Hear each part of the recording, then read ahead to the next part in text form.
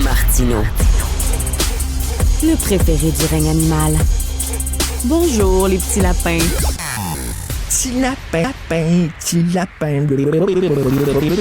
Alors, Alexei Navalny, le principal opposant à Vladimir Poutine, retrouvé mort en prison, supposément d'une mort naturelle, un malaise après avoir fait une petite balade. Yeah, sure, il n'y a pas grand gens qui croient à ça. La communauté internationale s'est indignée d'une seule voix. Nous allons en parler avec M. Michel Roche. Vous le connaissez, on le reçoit de temps en temps à l'émission. Professeur en sciences politiques au département de sciences humaines à l'Université de Chicoutimi et spécialiste de l'URSS et de la Russie. Bonjour, Michel Roche. Bonjour, M. Martineau. Comment vous vous êtes senti lorsque vous avez appris la nouvelle de la mort d'Alexei Navalny? Moi, j'étais tellement terrassé en voyant ça parce que j'ai regardé le fameux documentaire là, de Netflix, je crois, là, et j'avais eu un attachement pour ce personnage-là. Et est-ce que, premièrement, comment vous êtes ressenti et est-ce que ça vous a surpris? Ben, j'étais triste et oui, j'étais quand même surpris parce que je me disais, de toute façon, on l'a emprisonné, il y a moyen de le contrôler, alors pourquoi aller jusqu'à le tuer? Il reste que on n'a quand même pas la preuve absolue qu'il a été assassiné. La preuve qu'on a, c'est que il serait, enfin, la preuve, il serait probablement pas mort si on ne l'avait pas mis en prison dans le cadre d'une injustice flagrante. Alors la responsabilité du régime dans sa mort, elle est bien évidente. Mais petite anecdote, peu de temps après avoir appris sa mort, je suis allé sur des journaux en ligne russes et vous savez, les commentaires que le public ajoute à la fin, vous connaissez ça un peu. Alors, il y en avait qui disaient, ils vont certainement déclarer que c'est un caillot de sang qui s'est détaché. Et par la suite, ben, effectivement, c'est ça qui a été déclaré parce que dans les morts suspectes, c'est souvent ce qu'on dit en Russie. Et M. Roche, ça a l'air qu'on aurait peut-être découvert son corps. J'ai lu ça et il serait couvert d'échymose. Mais cela dit, effectivement, la question à se poser, pourquoi on l'aurait tué? Qu'est-ce qu'il y a à gagner, Vladimir Poutine? C'est certain que toute la communauté internationale dirait que ça n'a pas de bon sens, tout ça. Il ne représentait plus un danger. Il était en prison. Donc, pourquoi exactement? Il me semble que c'est absolument pas efficace, c'est contre-performant de tuer Mon Navalny. hypothèse, c'est la suivante. En 2021, lorsqu'il a été arrêté à son retour de Russie, il y a eu des manifestations et le taux de popularité de Poutine en un mois est passé de 65 à 53%. Or, dans quelques semaines, il y aura des élections présidentielles en Russie. Poutine veut être élu, bien sûr, au premier tour, et pour ça, il faut qu'il obtienne au moins 50% des voix. Navalny a appelé à manifester pendant la campagne électorale. Alors pour Poutine, ce qui est important dans cette élection, c'est évidemment de recevoir finalement l'approbation populaire de la guerre qu'il mène contre l'Ukraine. Mais monsieur Roche, dans le documentaire, justement, on voit qu'il a été victime d'une tentative d'empoisonnement, Navalny. Il est allé se faire soigner dans un hôpital en Allemagne. Il aurait pu rester là et il a décidé de retourner en Russie. Et on le voit à la toute fin, il monte dans l'avion, il regarde sa femme et sa fille, il leur fait un signe de cœur comme ça. Je vous aime beaucoup, je retourne là-bas. Il était extraordinairement naïf. Je veux dire, c'est certain que rendu en Russie, il s'est fait arrêter, menotter, jeter en prison. Pourquoi il est retourné là-bas? Naïf et courageux. Ouais. Vous savez, dans la cabale qui menait contre le régime, mais en particulier en appuyant sur les codes de corruption, il en est arrivé à comment dire, il a subi à l'intérieur des critiques très très fortes en disant c'est un agent de l'étranger, il travaille pour l'Occident, etc. Alors s'il avait continué de mener son travail d'opposition à l'extérieur, il n'aurait fait que confirmer auprès d'une certaine opinion publique que c'est vrai qu'il est à la solde des étrangers. Donc ça c'est la raison stratégique. Le reste, bien évidemment, il faut souligner son courage extraordinaire, bien entendu. Mais vous dites que Poutine a besoin là, de 50% du vote populaire lors des prochaines élections, mais en le tuant, puis je dis ça entre gros guillemets parce qu'on ne sait pas encore ce qui s'est passé, là, mais mettons là, qu'on accepte cette théorie-là qu'il l'aurait tué, ben, ça ne l'aide pas, ça. Au contraire, ça montre qu'il serait un dictateur sanguinaire et tout ça. Donc, Oui, ben s'il l'a tué, c'est un pari. Un pari au sens où, vous savez, le comportement humain, c'est ce qui est le plus difficile à prévoir. Hein? Si on frappe quelqu'un, ben, on ne sait pas s'il va pleurer, s'il va fuir ou s'il va pas nous frapper à notre tour. Alors, il va de soi que l'opposition en Russie, ben, il y en a une partie qui est dans une colère terrible et une partie de la population aussi, mais ça contribue également à effrayer une autre partie de l'opposition et de la population. Alors, c'est pour ça que, hmm. comme je vous dis, c'est assez difficile de déterminer dans la mesure, évidemment, où on aurait décidé de le tuer. Parce que il se peut bien que sa santé, fragilisée par l'empoisonnement d'il y a près de 4 ans, fragilisée par les conditions difficiles de son emprisonnement, que tout cela ait fini par l'emporter, parce que ça se peut aussi mourir subitement à 47 ans quand on n'est pas en bonne santé. Mais si le régime est vraiment derrière ce qui serait un assassinat, ben on peut dire qu'il se peut, oui, qu'ils aient joué avec le feu, mais en même temps, comme je vous dis, si c'est le cas, ben il faut mettre ça dans le contexte de l'élection présidentielle. Parce que vous savez, il y avait un autre candidat, un candidat anti-guerre, dont on a fini par refuser la candidature. On a fini par la refuser parce que les sondages démontrent que maintenant, la majorité, enfin, il y a beaucoup plus de Russes maintenant qui sont en faveur du retrait de la guerre, de négocier la paix, que de Russes qui sont partisans de la continuité de la guerre. Alors ça traduit une fragilité assez évidente du régime. Alors le régime, il a peur. Il faut pas oublier, moi je compare le régime russe un peu à un mollusque. C'est-à-dire, plus on est mou en dedans, plus ça prend une coquille bien dure à l'extérieur. Alors, Ouais.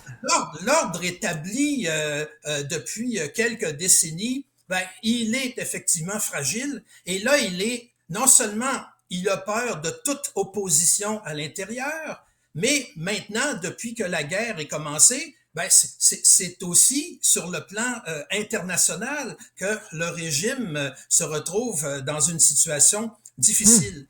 Alors c'est pour ça donc que le régime se durcit à ce point depuis à tout le moins les 2 dernières années, mais évidemment ça a commencé bien avant. Et M. Roche, j'aime beaucoup votre métaphore du mollusque. Je lisais dans le Figaro une entrevue avec Thierry Volton. Thierry Volton, un intellectuel spécialiste du communisme. Vous le savez, il a écrit des pavés, là, un énorme ouvrage sur l'histoire du communisme. Et il dit, Gorbatchev, il a lâché du lest en URSS. Et finalement, les résultats de ça, c'est que l'URSS s'est effondré. Et que Poutine a appris des erreurs de Gorbatchev et dit, moi, je ne lâcherai pas du lest. Parce que si tu ouvres la porte un petit peu, tout le monde se jette dans la porte et tu vas l'ouvrir au complet. Et c'est pour ça que l'URSS s'est effondré. Est-ce que vous êtes d'accord avec le diagnostic de Thierry Volton? Oui, c'est vrai. Évidemment, il y a peut-être des comparaisons qui ne tiennent pas beaucoup entre le gorbatchevisme et le poutinisme. Mais Poutine, quand il a été nommé pour succéder à Boris Yeltsin, c'était vraiment pour protéger ce nouvel ordre établi. Puis ce nouvel ordre établi, il repose sur quoi dans le fond? Sur la prise des richesses les plus importantes du pays par une poignée de personnes.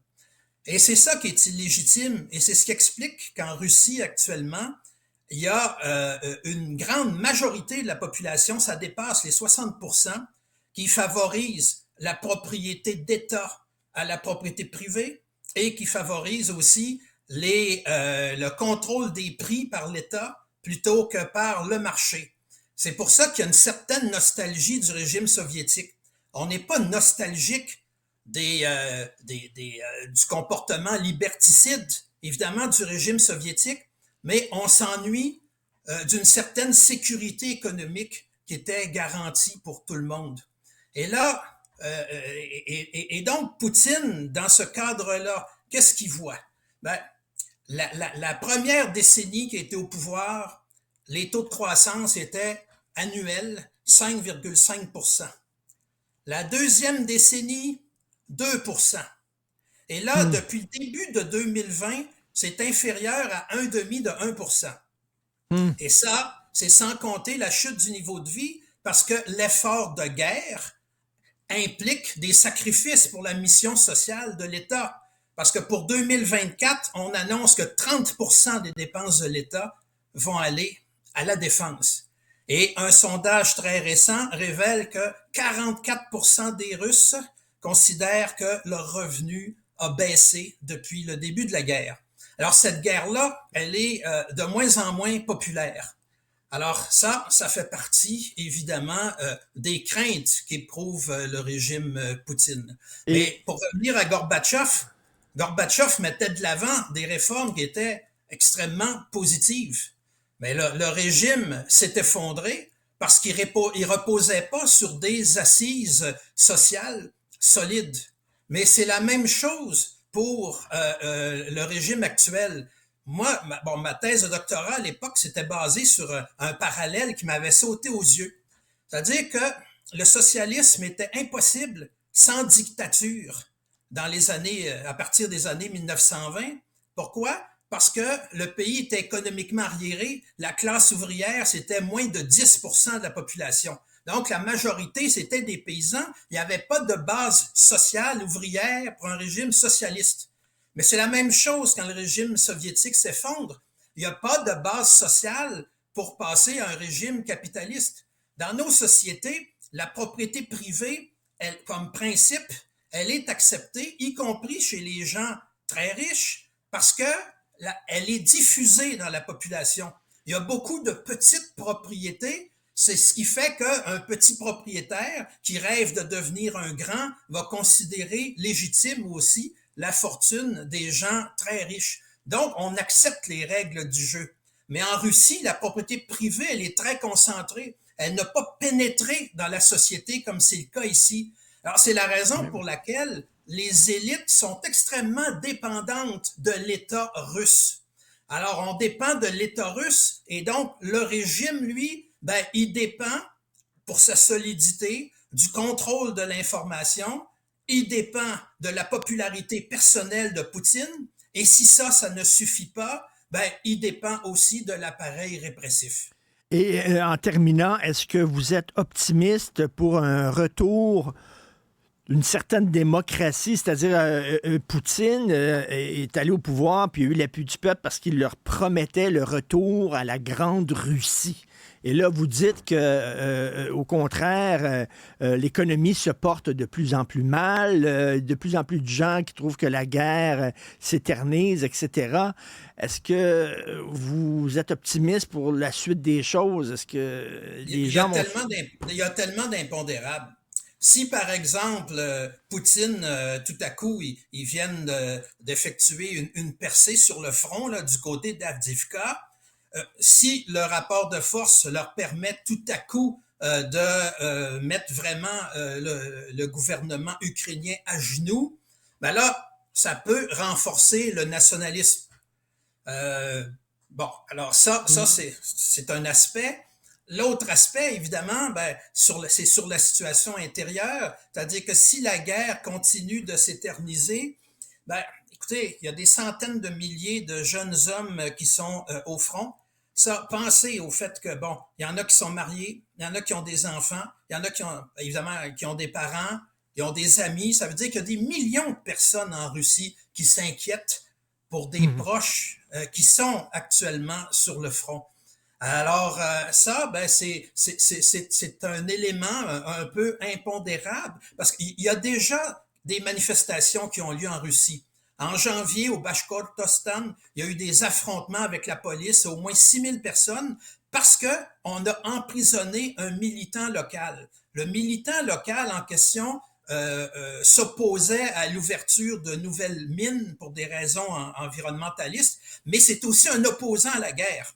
Bon, alors il y a eu ça. Il y a les femmes de soldats qui maintenant ont commencé à manifester. Ils sont pas nombreuses, mais ils commencent à manifester. Il y a un réseau. Sur Internet aussi, on a formé des espèces d'organisations qui appellent à manifester tous les Donc, samedis. Ben, des fois, les manifestations, ça commence par quelques-uns, puis à un moment donné, ça fait boule de ça, neige. Mais ce sont des impondérables. Je n'ai pas de boule de cristal, mais ce que je peux confirmer, c'est que le régime, il est effectivement fragile. Faut pas se fier aux apparences, parce que même au contraire, quand un régime n'est pas sûr de lui, ben, il se sent obligé de tout contrôler. Alors, c'est le deuxième anniversaire ce samedi-ci de la guerre en Ukraine. On pourrait peut-être s'en reparler la semaine prochaine. Toujours intéressant de vous parler, M. Michel Roche. Donc, ce serait peut-être leur Vietnam, eux autres. Ça dépend s'ils gagnent ou s'ils perdent la guerre. Professeur en sciences politiques au département des sciences humaines à l'Université de Chicoutimi, spécialiste de l'URSS et de la Russie. Merci beaucoup. Bonne journée. Je vous en prie, bonne journée à vous. Merci.